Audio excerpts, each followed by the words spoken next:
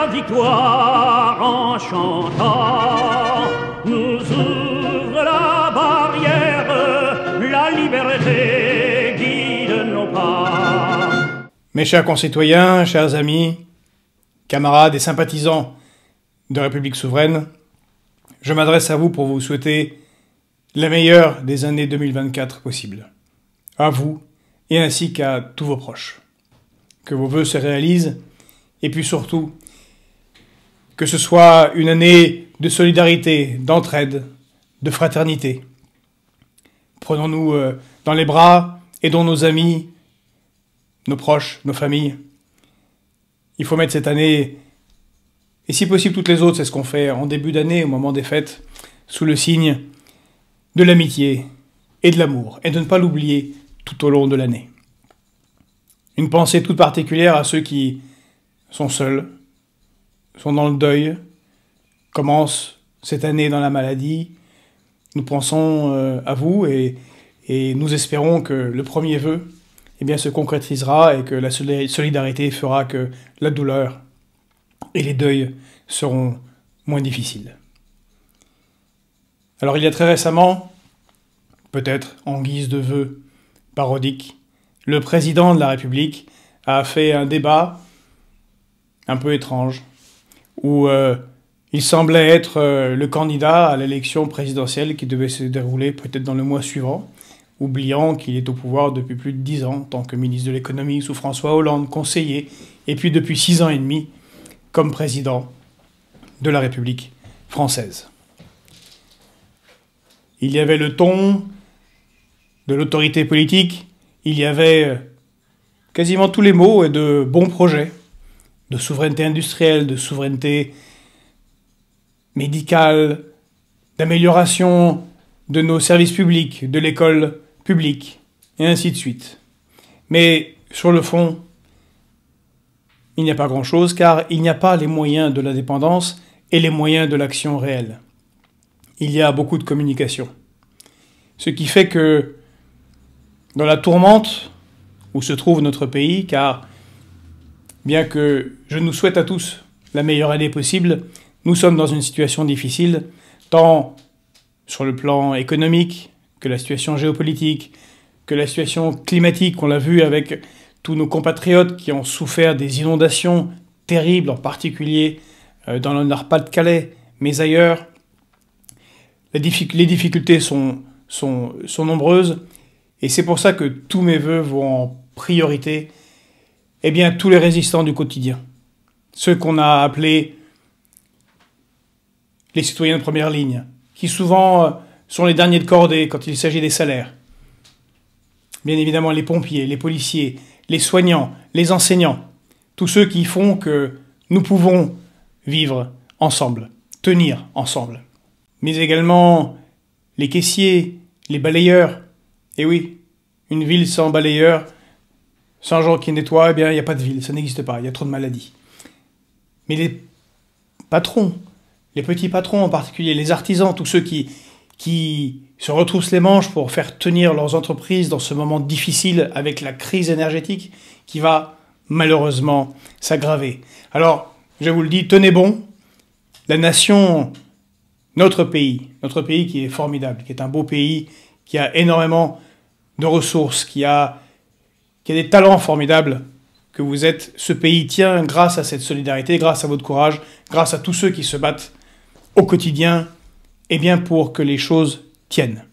Je vous salue et je vous souhaite à tous une bonne année et courage. Tenez bon, où que vous soyez, quelle que soit la tourmente et quelles que soient vos difficultés. Vous avez raison d'y croire, car un autre avenir est possible pour notre pays, pour peu que nous reprenions notre destin en main. Or, c'est bien de cela qu'il s'agit, car cette année est une année d'élection européenne. C'est une élection auquel les Français attachent peu d'importance, ça leur semble lointain, et pourtant, tant de choses vont se jouer là. Car, on ne l'a pas assez dit, cela a même été tu dans les médias de masse.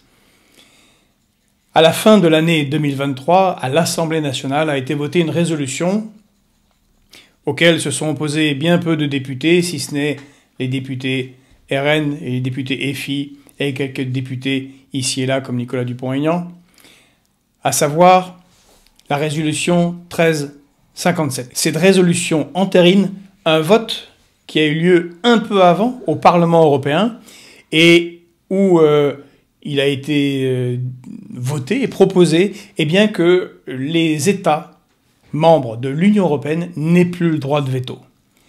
Ce qui ferait de la Commission européenne un organe exécutif d'une Europe fédérale où ses dirigeants n'auront jamais été élus.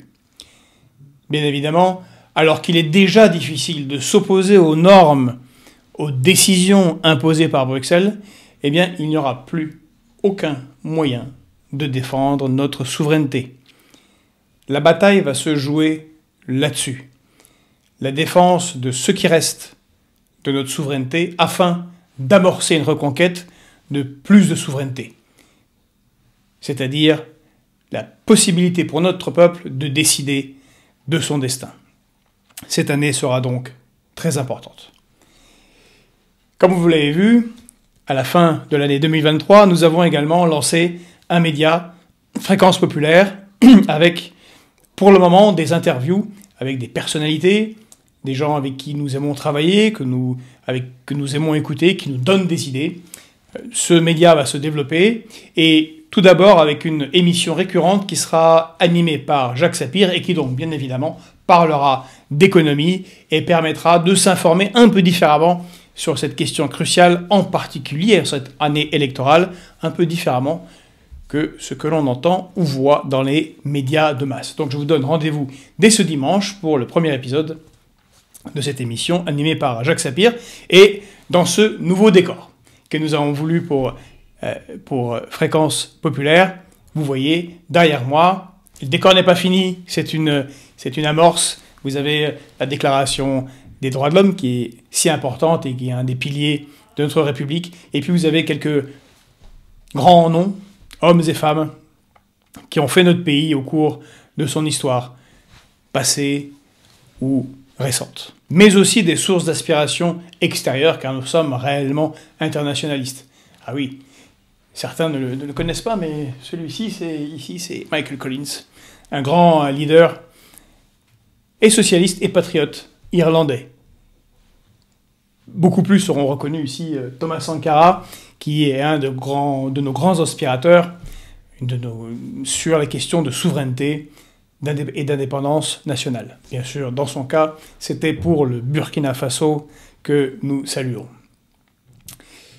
Alors mes amis, cette année, nous espérons que nous serons inspirés par toutes ces personnes formidables qui se sont, d'une manière ou d'une autre, battues pour notre pays, pour que ce soit une meilleure terre, une terre plus juste, plus égale, qui permettent à tous ces enfants de construire un avenir positif. C'est ce à quoi nous engageons et c'est le vœu que nous faisons pour nous-mêmes en cette année 2024. Cette année 2024 sera marquée sous le sceau de la laïcité, un des piliers de notre République et un des piliers de République souveraine. Et spécifiquement ce 21 février. Pourquoi ?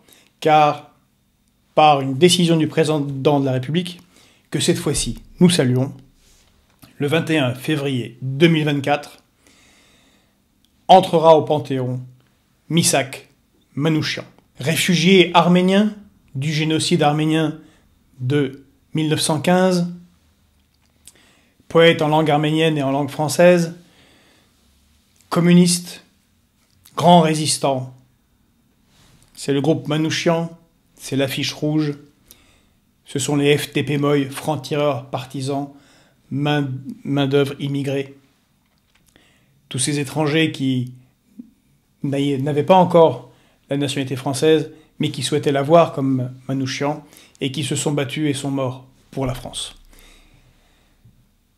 Il sera honoré, et à travers lui, son engagement pour cet universalisme républicain qui est fondamental dans notre pays.